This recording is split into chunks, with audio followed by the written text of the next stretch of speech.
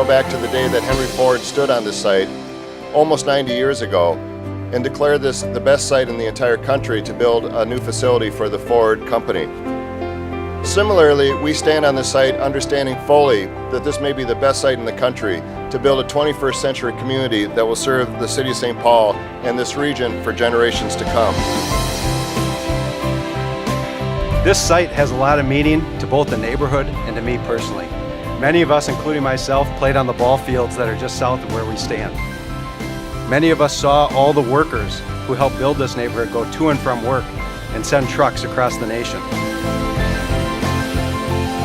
Because of this history and because of the current state of this neighborhood, we owe it to the past, to the present, and to the future Highland Park and St. Paul residents to strive for greatness at this site. Whether it's providing input on the zoning, advocating for sustainability on the site, or looking for a place to live or work in the future, everyone in this region has a role to play in shaping the outcome of this site. Let's roll up our sleeves, let's get to work on this site. A year will go by very quickly. The opportunity has to be seized right now.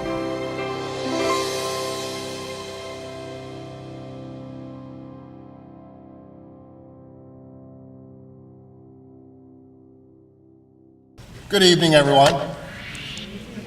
Total faux pas, I am wearing the exact same tie as in that video.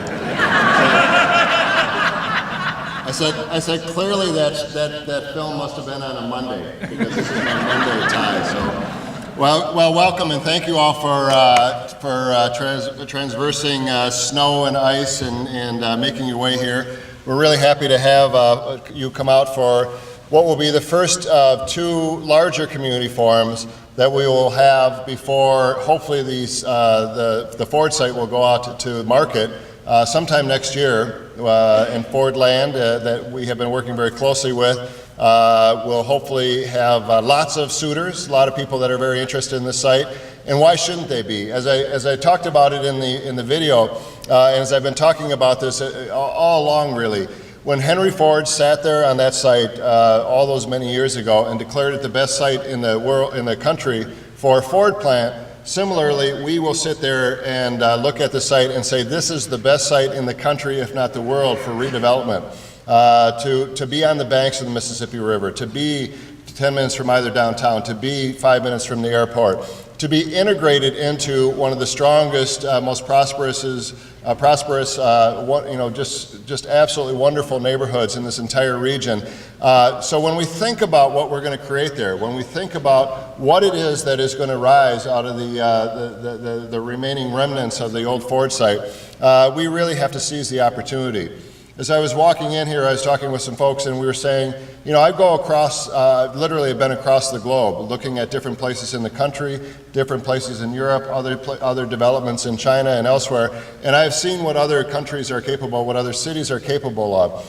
But why are we not creating the kind of vision where other people from across the globe come to St. Paul and say, how did you do that? How did you create this community? How did you create this sustainable, environmentally just rock solid development? How did you integrate it into a neighborhood? How did you get the kind of mix of uses that you have here? How did you do it in a way that really enhanced the surrounding neighborhood, didn't detract from it, not create a separate space, but really do something in a 21st century community that integrates into a community that was built many decades ago? And this is a challenge before us, and this is why we have begun this process in earnest. But really, it has been a process that has been ongoing since 2007, for sure, quite frankly. And this was, one of those great things when you get elected mayor. I'm out at mayor training out at Harvard, and I get a call from a newspaper reporter that says, by the way, Ford, the rumor on the street is that Ford is about to announce that they're going to close the plant. And I thought, I haven't even taken office. They can't blame me for this one. This is not my fault. But that's the challenge that was set upon us back really in the fall of 2005, begun in earnest in terms of thinking about this. We've had a lot of community discussion. We've had a lot of group This began so long, I saw a picture in that video of Pat Harris was actually young back when this process started. So we've come a long ways, and now we no longer remember Pat Harris. Pat who? It's Chris Tober now, who, by the way, is wearing a different tie than the one that he was wearing in the video, which I'm jealous as all get out. But I want you to understand, as we begin the conversation here tonight, I have asked at the very highest levels of my administration to make sure that this opportunity, and I can only think of it as an incredible opportunity, is being championed by the highest levels of my administration. So I've asked my Deputy Mayor, Kristen Beckman, Kristen, if you could stand up, to really lead this effort directly out of my office.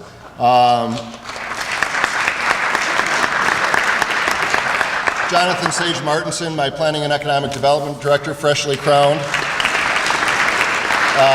You're going to hear from him in a little bit, but you should understand one of the reasons why I brought Jonathan in was because of the work that he did in collaboration with the community along the redevelopment of the Central Corridor.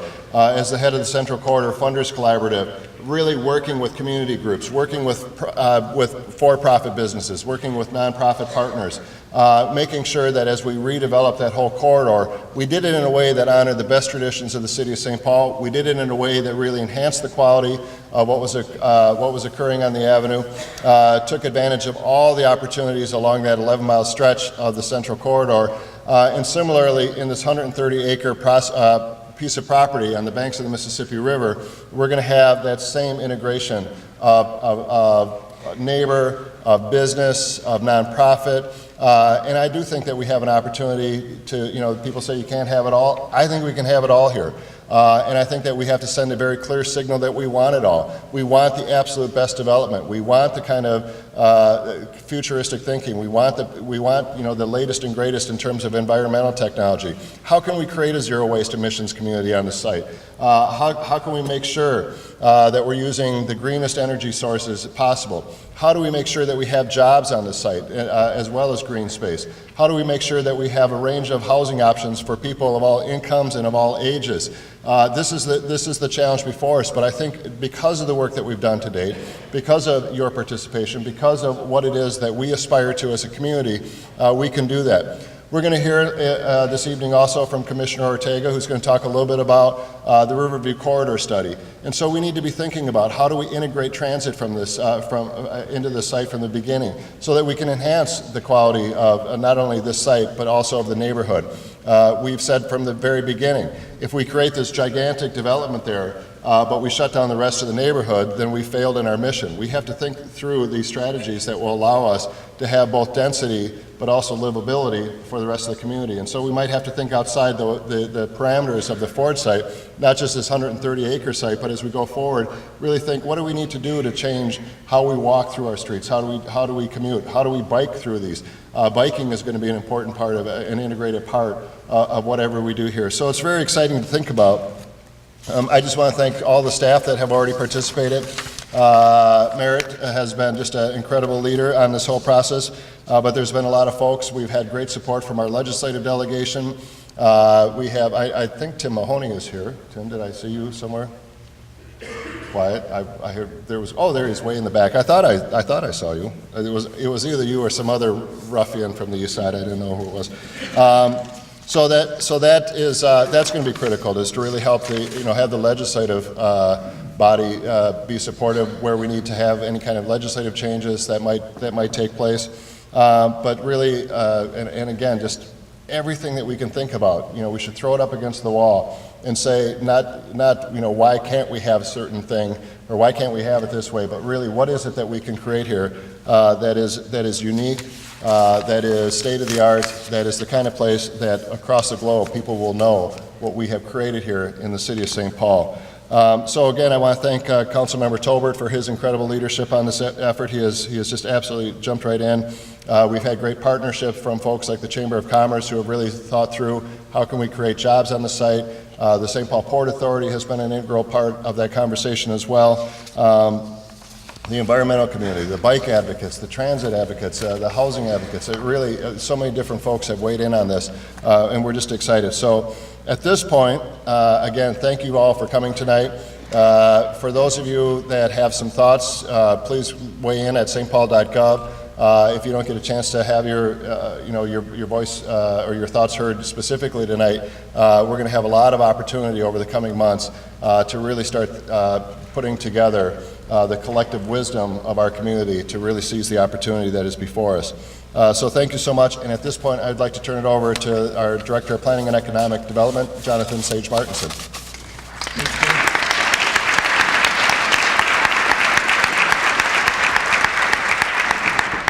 I've been on the job for 3 months, and this is the first time I've heard it comes with a crown. So I don't know where that is yet. Later. Later, okay. I am Jonathan Sage Martinson. I'm the Director of Planning and Economic Development, and as Councilmember Toblet points out, even more importantly, perhaps I'm a neighbor. I live with my family over by the water towers here in Highland, so very excited to be working on the Ford plant, among other things that are going on in the city. Tonight we're going to give you a sense of the things that have happened on the site for the last 7 years as planning has gone forward. We're going to talk a little bit about the current state of the site itself and the decommissioning. We're going to talk about the priorities that have emerged out of the process. We're going to hear about the Riverview Corridor, and then we're going to hear about some next steps. And then finally, there's going to be a chance for you to weigh in on a number of topics in a number of places around the room. So we're going to move through the program here and then make sure we have time to get that input at the end. To start off and give us a sense of the progress that's been made over the last 7 years, Mayor Clapp Smith, who's been the primary planner for the City of St. Paul, is going to give us an update on what's been done to date.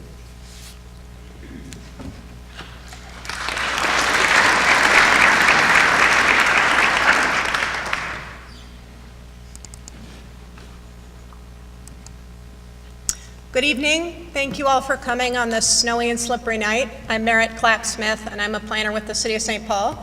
And I started working for the city about the time this project began, and I recognize many of you who've been with us through this long process. So I'm going to start with this first slide. There's a lot on it, but explains all of the work we've done to go from the stage of vision to what we now see as moving to implementation. So you can see in the beginning part, it was about 2006 when the plant closure was announced. So right away in 2007, we started a very aggressive effort with a community task force and the public and stakeholders to start talking about a redevelopment vision for the site. We came out with a report. It was called the Phase 1 report, and it included 5 redevelopment scenarios that are quite distinct from one another. I'll have some images of those in a moment. We set a vision statement for the project and put together some goals. These 5 categories you see in green were the different areas that the goals and priorities fell into, and all of that is in this Phase 1 report, which we have on our website, and that many of you probably participated in. At that point, when we were going through this, Ford was thinking it was going to be closing, I believe, in 2009, so we kind of hurry, got a lot done, and then they delayed closure, which was a positive thing for people that could continue to work there for those years. So during that time, from 2008 to 2012, we really worked to refine the vision. So we came out of the first phase with kind of big picture thoughts on what to do there.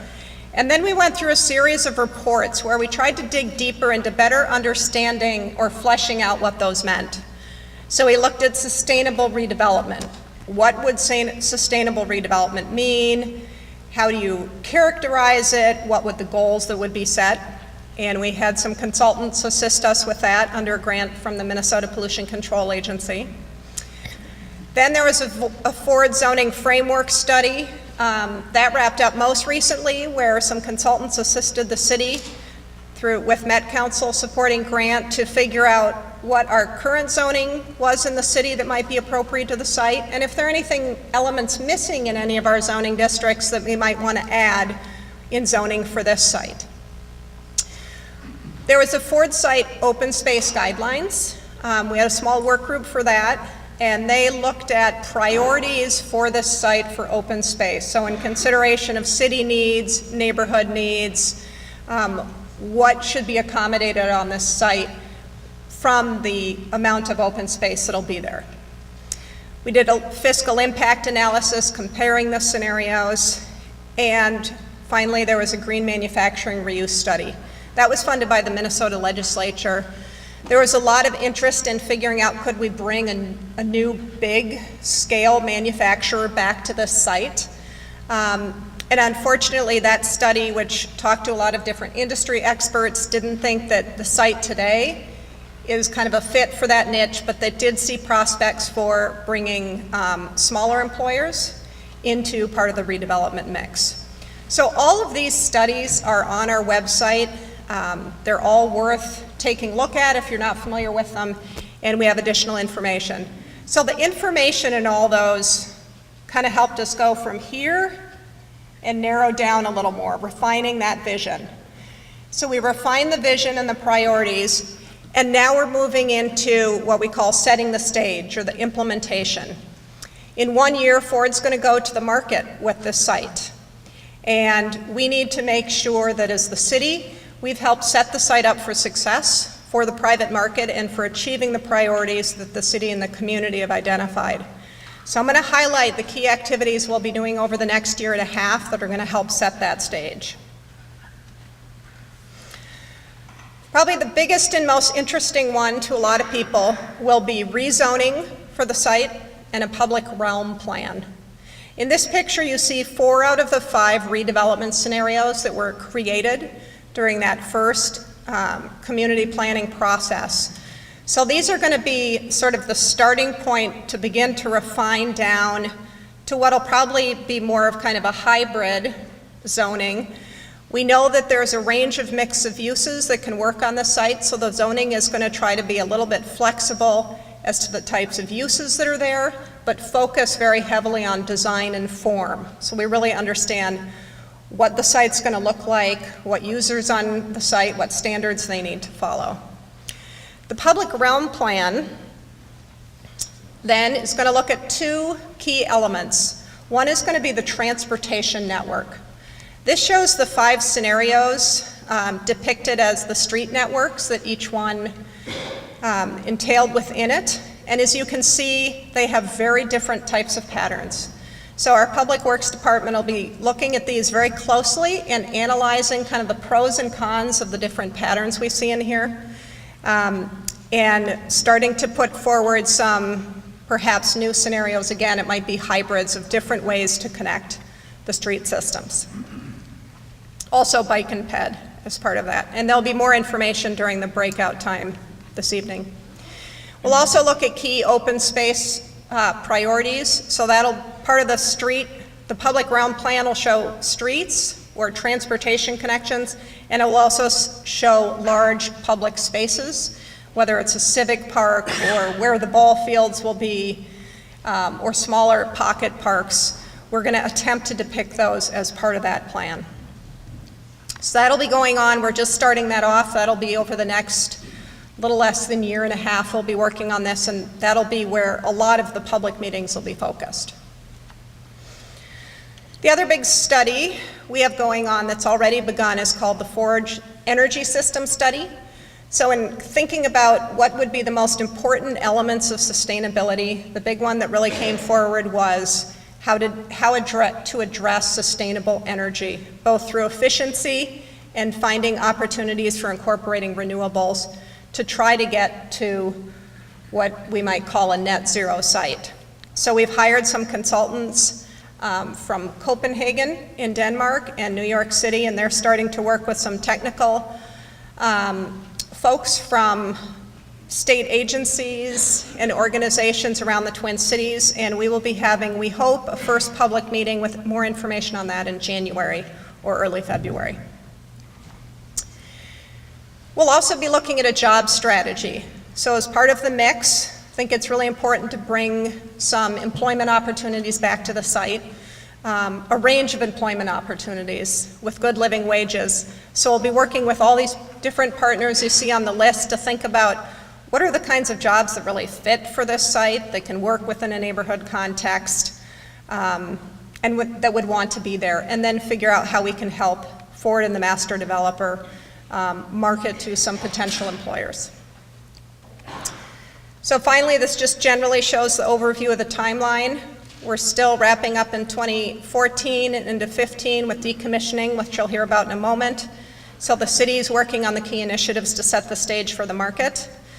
Ford hopes to put on the site on the market in the second half of 2015, and then we'll spend the next 2 years going through some additional analysis and working with the master developer to finalize a plan that we hope might be adopted by 2017.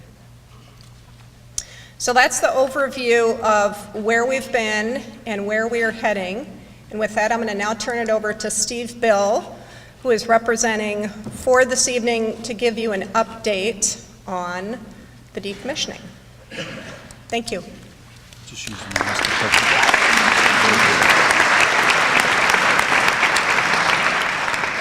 Hi, I'm Steve Bill, Decommissioning Site Manager for Ford Land, and we're going to walk you through a couple slides here, let you know what we've been doing the last couple years here on the site. Let's see. Okay, the pointer does work.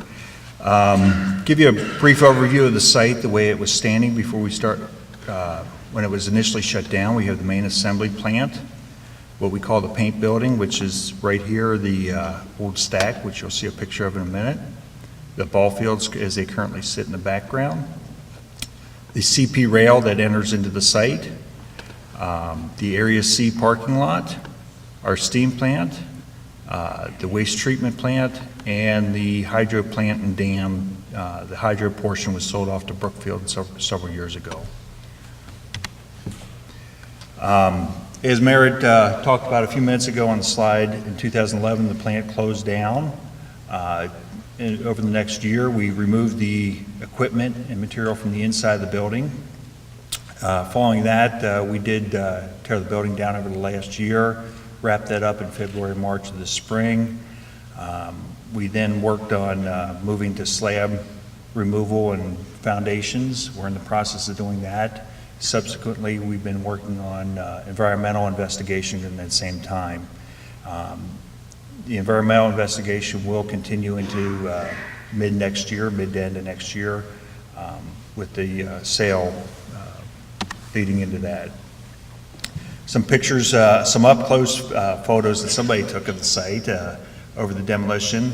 The first one here in July of 13, that's the main stack that we took down. It is laying on its side here. We dismembered it and took it out.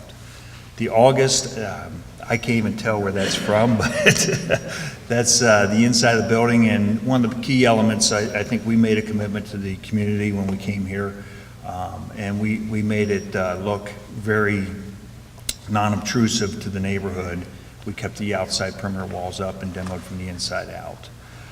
The lower picture, this one was taken last week of the site. Again, kind of lay this back in perspective, this was the paint building, and this was the main assembly. We have the paint building slab pretty well gone. We're removing foundations at the current time. Over here in the back of the main assembly building, that's ready for seed. I think they will seed it if the snow goes away. And they're continuing removing the concrete up here. Some of the activities that have been going on and will continue to go on during this process, crushing concrete down to shippable size that we would ship or be able to feed into a crushing operation. There is some concrete on site that is not deemed suitable to be reused on site, so we're shipping that out to local landfills. And then here this month we'll start crushing concrete for reuse on site and recycling. There's been a lot of questions about the tunnels on the site. There are tunnels out there. They serve to various purposes, utilities, vehicle movement of vehicles. Up here at the top, this is a representation of where the building is. There's plus minus 20 feet of soil, and then there's different stratification of rock. And down below that rock, you get into the tunnels, the deep tunnels, the vehicle tunnels. There's some shallow utility tunnels up in the soil area. A lot of effort has gone in cooperation with the city to make some preservation of the facility. The mural that used to be in the training center, we took the time to photographically preserve, and it can be reproduced at any time. The other stone carvings, the frieze and the facade, including the roof, we've dismembered and have it in storage on site for future reuse as a monument or something as we move forward. Down the property is kind of divided by Mississippi River Boulevard. We have the upper site, which we looked at, and then we have the lower site, which comprised of the Area C parking lot, and the steam and waste treatment plants, which are currently being abated for asbestos and cleaned out and ready for repurposing. With that, there's uncertainties as we move to market and sale. And some of those uncertainties of going to market include the environmental data, which we are in the process of collecting, the development and rezoning options, and the review of the MPC, Minnesota Pollution Control Agency. And then the uncertainties moving to final sale, again, the zoning, approved plat and site plan, the remediation plan that we work with the MPCA on, and movement to closure.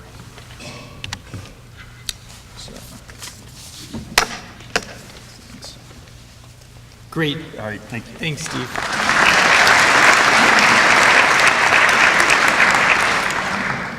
So now we're going to spend just a few minutes talking about the principles for redevelopment of the site that have really come out of the last 7 years of work that you heard Merritt talk about in terms of all the community process. Thank you. One of the things that we've learned over the last 7 years is around the preferences in the marketplace for what urban neighborhoods should look like. And as you probably all know, but is happening all across the country, urban neighborhoods are really popular. They've become popular again for a number of reasons.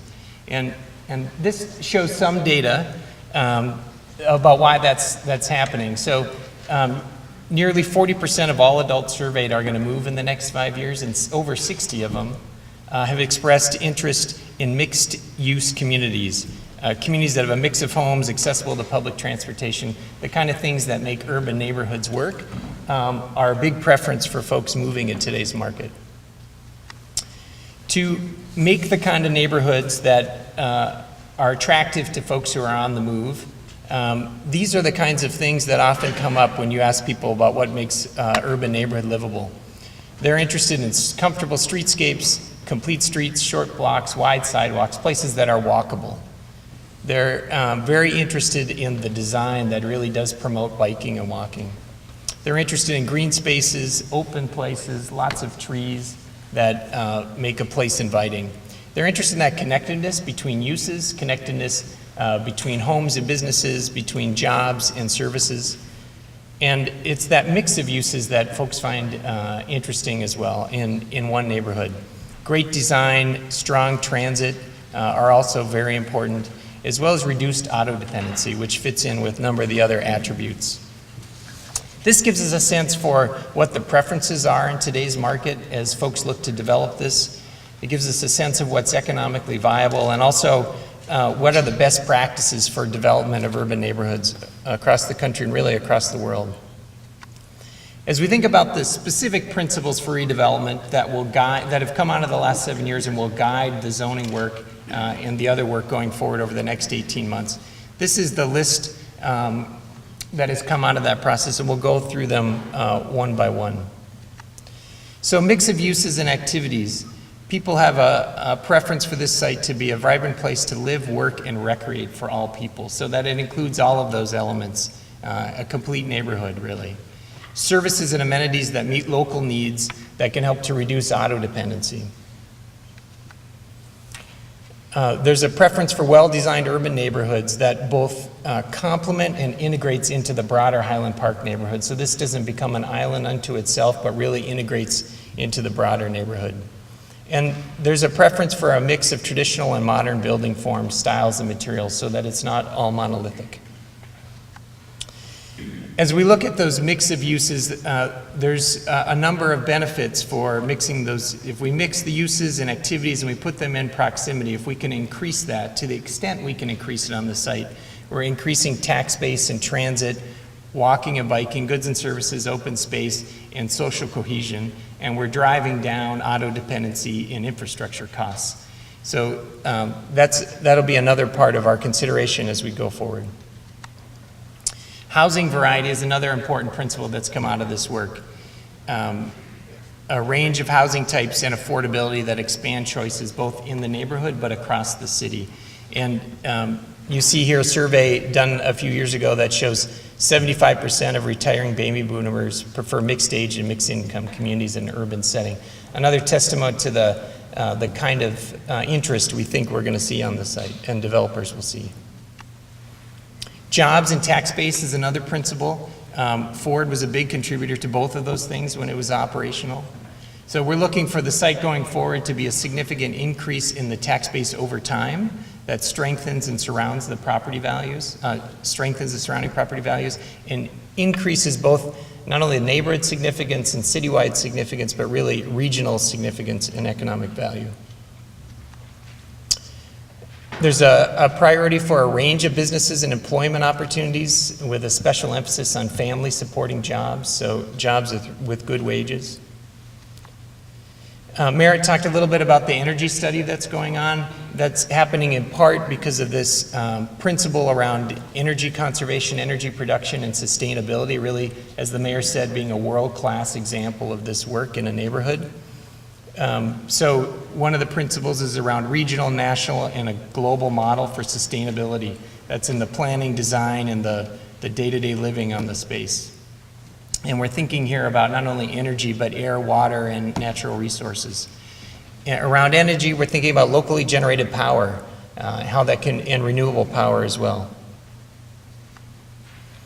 For energy and sustainability, we're thinking about really what are the best technologies and infrastructure and buildings that will both save money, increase efficiency, and reduce impacts on the environment, especially important in this space right along the Mississippi River. Transportation choice is another key principle that's come out of this work over the last 7 years. And really, as there's a correlation here between the mix and density of activities and transit. So transit as an amenity comes with certain types of mixes of use and density. For example, around bus rapid transit, usually sees somewhere between 25 and 50 residents per acre and greater than 13 jobs per acre. Whereas light rail transit, like we see with the green line or the blue line, is more like 30 to 80 residents per acre and greater than 15 jobs per acre. So as we plan for the site, we have to think about the desire for transit and a mix of uses and how those two fit together. We're also had, out of this work, a strong preference for biking and walking. You've heard that mentioned this evening, but an interconnected system really of streets, bikeways, and walkways that is safe and accessible for people of all ages. And this transportation choice and transportation network, both public transit as well as biking and walking, will certainly impact the auto trips, as will the mix of uses that I mentioned earlier. This just gives you an example from a streetcar study in Portland about the relationship between auto use and transit and mix of uses. That the more transit options you have and the greater mix of uses you have, you see auto trips reduce fairly significantly, here from 87% to 57%. Parks and amenities have been another strong principle that's come out of the last 7 years of work. There's been a strong call for natural spaces and active places, particularly around the Ford Little League fields, which we saw on one of the earlier slides. There's been a call for significant greenery, public art, and cultural activities that create an active, attractive, and vibrant place to live and work. There's also been a call to reflect really the heritage of the site and honor the jobs that have been there over the last 80, 90 years with Ford and its employees, both thinking about the heritage of the site and how that's reflected in the redevelopment. And then finally, a strong connection has been called for to the Mississippi River, both within the site to the Mississippi River, but also from the neighborhood through the site to the Mississippi River. So all of these principles will be wonderful to achieve, and they'll all guide the implementation over the next 18 months, in particular as Ford goes to market here and the zoning work gets completed. There certainly will be trade-offs over time, and that's one of the things we'll be working with the Ford Task Force, and we'll be getting your input on to think about how those trade-offs between those principles as we seek to achieve all of them, but know that there's going to be times when they're in conflict or there just isn't enough space to achieve all of them. That's one of the greatest places we're going to need public input. So with that, we're going to now hear a little bit about the Riverview Corridor study and how that impacts the planning on the Ford site. So Ramsey County Commissioner and Ramsey County Regional Chair Authority Rafael Ortega is going to give us an update on the Riverview Corridor study.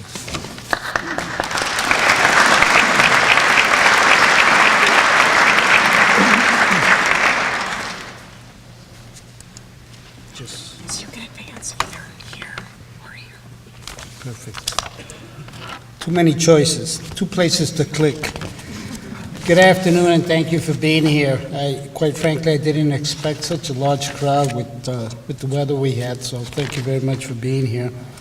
I'll only take about 10 minutes to talk about the Riverview Corridor.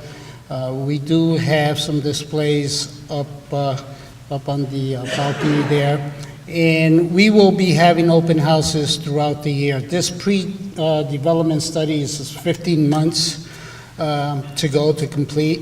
And we're kind of excited about it, and we're excited working with the city because, as the mayor stated, we have such a great opportunity here.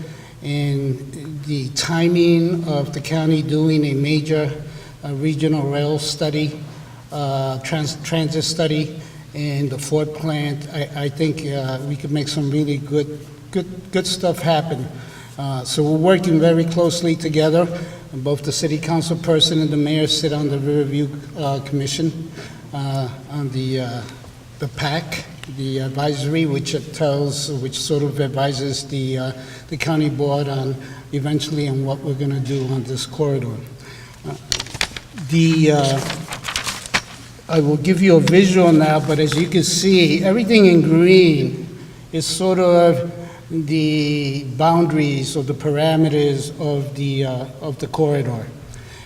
In one of the alignments, there are 4 alignments within the corridor that's going to be studied. And by the way, we're going to study all modalities. We're going to study streetcars, buses, BRT, bike paths, the works. It's really one of the most complete transit studies we've done, even more complete than Hiawatha for the Central Corridor. And we're spending a lot of time on community engagement. So we just begun that. We've had 2 meetings in the last couple of weeks, 2 public meetings, one downtown, one on West 7th. We'll slowly be moving up to the corridor, and we'll have several more because, as you'll see in a later slide, this is just the beginning of our process. But as you can tell on this slide, the red stars are all the opportunities we have for redevelopment. So this corridor could potentially have a big impact on the city of St. Paul in terms of its livability, its transit, its creating a better tax base. We've had 4 potential sites where transit could be a very much integral part of making things much better for St. Paul as we move to the future. The Ford plant, of course, is very significant because it is the largest. So that's where we got to really seek our opportunities. And then, of course, the Blue Stars are the major destinations. And as you can see, this corridor will connect us to the airport and to the Mall of America. And it's all about how do we get our folks in our community moving via transit, whether they want to any one of these destinations. Why study this corridor? Sort of repeating myself, but it's the development. That's a key piece to it. in Ramsey County, we're studying 3 corridors right now. Gateway, which is very far along, that's going to be BRT, Robert Street, Rush Line, and the Riverview. And the Riverview is the #1 corridor for the county board, even though we just begun the process. The impact potentially could be used, but it's about how does it make economic sense for the city of St. Paul? How do we help increase the tax base of the city of St. Paul and, again, bring better transit to its citizens? Whatever that modality is, we are not, as I said, the gateway is going to be BRT. We looked at that, and that's the best modality between Woodbury and the Union Depot. Some of the data that we use, whether it's the census data or the Mid-Council data or some of the, institutions such as this that do a lot of the studying in terms of our demographics, in terms of our, what I call the sociology of our community, where are we going to be? But if you just look at these two facts here, in 20 years, we're going to have a significant increase in population. And, and the employment, that's going to be a 49% increase. And of course, everybody knows about the demographics in our city and in Ramsey County. We have some big disparities between some of our members in our community in terms of poverty, in terms of connecting with jobs, etc. We're hoping to somehow move in the right direction moving forward into the future, and how do we alleviate these disparities? Here's an overview of the phasing that will happen. We are right now in pre-project development. And as you can see, and that'll take us about 15 months. We started about 3-4 months ago, a little bit more than that.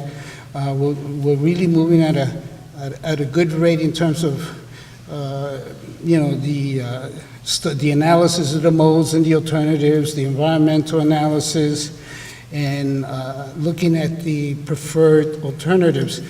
The community engagement is where we're going to try and spend as much time and be as intense as possible, because we really need to have good feedback from the community. And even more importantly now, we got to look at, whether we're looking at the Ford plant and the transit study, we got to see how those really fit and make a lot of sense. And by the way, I represent Highland and part of Mac Groveland. So I'm very familiar with a lot of the issues, and I see such great opportunities and have had a lot of discussions over both of these issues. But then as we move forward, we will go to project development, engineering, and then construction. And that's sort of a rough timeline. And I got to tell you, with all of these, whether we put years to them, but what really is the time consumption on these, besides construction, is when you look at those 2 middle arrows. And that's the community engagement part. The better we do a job in engaging you and educating you and making sure that you understand what are the pluses and minuses of doing one versus the other and having good dialogue, the shorter those timelines. And that might be important as we develop the fourth site. How do we synchronize some of these timelines? Again, these are just some key considerations, and I've gone over all of these, but public engagement is #1, and we made that in bold type. The rest of it, the more scientific you get, quite frankly, you could speed up the dial on that type of activity, but engaging with you is time-consuming, and the better job we do of providing the data, the facts, and educating, the better results we'll achieve. And here are several ways of how you could engage with us: email, Facebook, phone numbers. If there's any other way that you think we could do a better job, please let me know, let the rail authority know. We really want to move forward and put our best foot, not that we won't make mistakes, but we want to correct them quickly when we do. Thank you very much.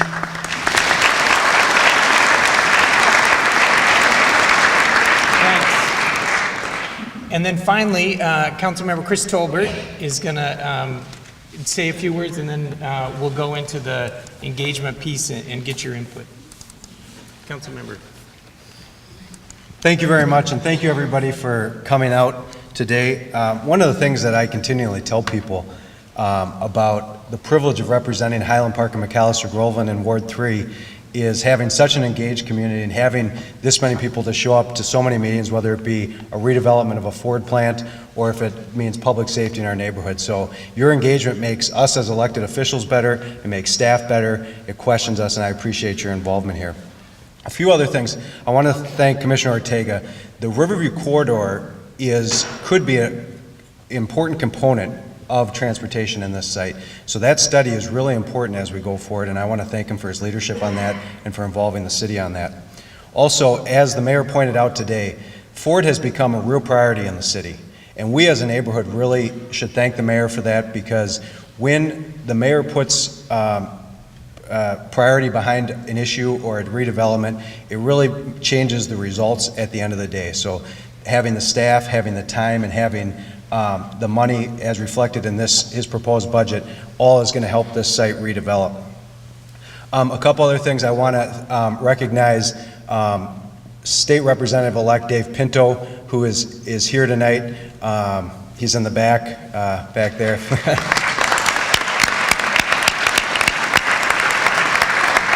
It's exciting to have Dave as our next state representative. We have met and talked thoroughly about Ford, and I know he's going to be an engaged partner from the state level, which we may need help on, and I appreciate his interest in the site from the state level. And also, Ford, thank you for your continued partnership. And lastly, we have a big group of the Ford Task Force here, and we really as a community need to thank them for their continued service, going on 7 years strong now. So let's give them a round of applause. I don't think many people thought that when they signed up for this in 2007, 7 years later, they'd still be a task force that was going strong. This site has a lot of meaning for the neighborhood. It has a lot of meaning for me personally and many of the people in this room personally as well. Whether it be playing at the baseball fields as a youth, whether it was that tour that so many people, not only from St. Paul but from around the region, received of what was going on inside the manufacturing plant when they were in elementary school, or if it was the workers who helped build this neighborhood and made it a thriving community. It has a lot of meaning for our neighborhood. And because of this past, this present, and this future of this site, and because of Highland Park, we should strive for, and we must strive for, greatness at this site. As the mayor pointed out, and I don't need to remind people in this room, this is a remarkable piece of riverfront property. It's between two thriving downtowns and an international airport in the heart of one of the country's premier neighborhoods. Because of this site, we must strive for, and it deserves, greatness. Greatness in planning, in use, in architecture, in amenities. It deserves greatness in sustainability, in jobs, in public space, in transportation, and in vision. All of this aspects, as we laid out tonight, of this development deserves that greatness. And we have the opportunity as a city to realize, to improve, and to complete Highland Park in the city of St. Paul. Whether that means life cycle housing, new ball fields, green space for modern uses, transportation planning, or increased property tax revenue, we have the opportunity to create a first-class premier development that only further enhances our already thriving community. But in order for us to achieve that, we must plan for it. We do not own this site, but we do own our neighborhood. So through planning, we can let the neighborhood know, we can let the city know, we can let the region know, we can let the nation know, and we can let any future developer know what we want as a community and what we expect as a community for any redevelopment that happens at the Ford site. And today is that continuation of that public process. There will be continued conversation going on. This is not your only chance. Whether it means emailing or calling my office, feel free to do that anytime. I'm sure the mayor feels the same way about emailing or calling his office. We also have the website, and a lot of this information is behind me, stpaul.gov, 21st Century Communities, with the e-newsletters and notifications, the Facebook site, And then also tomorrow, Open St. Paul is posting information on there so people can engage on Open St. Paul. So again, I just want to thank everybody for being here today. It's through this partnership and engagement for many of the people who are in this room today that makes this better, whether it be neighborhood residents, neighborhood groups, district councils, organizations, businesses, the city, the county, the state, the Met Council, Ford, and any future developer. With these continued partnerships, we can achieve greatness at this site. Today, we are just continuing that public process for our vision for a 21st century community, and we can envision a site that embodies the things that we love about St. Paul and the things that will continue to make St. Paul a great place. So let's get to work, go around and talk to many of us. And again, thank you all for being here today. We really appreciate your engagement.